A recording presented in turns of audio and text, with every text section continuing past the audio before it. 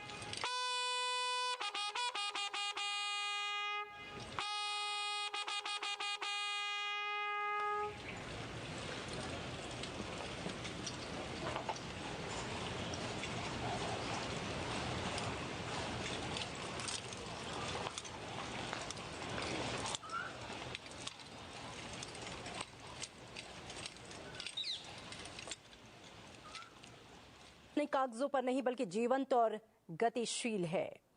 जब संसद में राष्ट्रपति का स्वागत किया जाता है तब वो क्षण देश के गौरव और लोकतांत्रिक मूल्यों को सलाम करता है।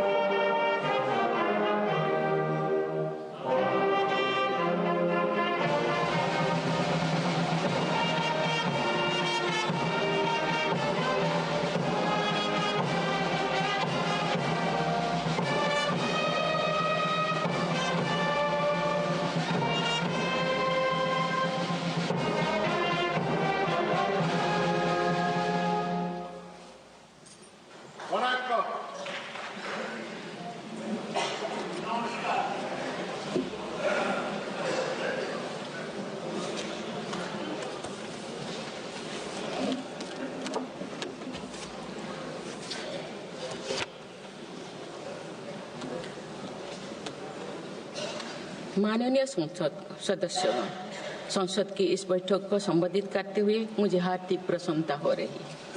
अभी 2 माह पहले हमने संविधान को अपनाने की 75वीं वर्षगांठ मनाए हैं और कुछ दिन पहले ही भारतीय गणतंत्र ने 75 वर्षों की यात्रा भी पूरी की है।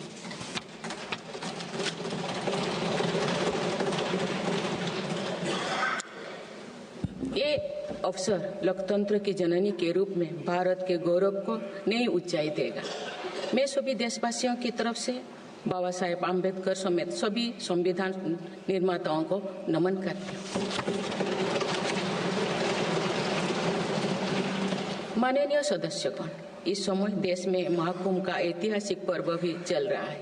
महाकुंभ भारत की सांस्कृतिक परंपरा का, भारत की सामाजिक चेतना का पर्व है। देश और दुनिया से आए करोड़ों श्रद्धालुओं प्रयागराज में पूर्ण स्नान कर चुके हैं। मैं मोनो अमावस्या के दिन हुई हादसे पर अपना दुख व्यक्त करती हूँ। घायलों के शीघ्र स्वस्थ होने की कामना करती हूँ। कुछ दिन पहले ही हमने देश के पूर्व प्रधानमंत्री डॉक्टर मनमोहन सिंह जी को खोए हैं। मनमोहन सिंह जी ने 10 वर्ष तक प्रधानमंत्री के रूप में देश की सेवा की। वे लंबे समय तक संसद के सदस्य भी रहे। मैं मनमोहन सिंह जी को भावभीनी श्रद्धांजलि अर्पित करती हूँ। माननीय सदस्यगण, भारत की विकास यात्रा की इस अमृतकाल को आज मेरी सरकार अभूतपूर्व उपलब्धियों के माध्यम से नई ऊर्जा दे रही है। तीसरे कार्यकाल में 3 गुना तेज गति से काम हो रहा है।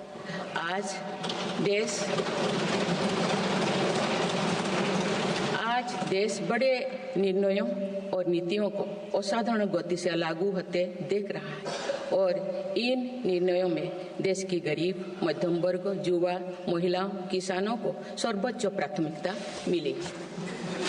मेरी सरकार ने तीसरे कार्यकाल में सभी के लिए आवास के उद्देश्य की पूर्ति के लिए ठोस कदम उठाए हैं। प्रधानमंत्री आवास योजना का विस्तार करते हुए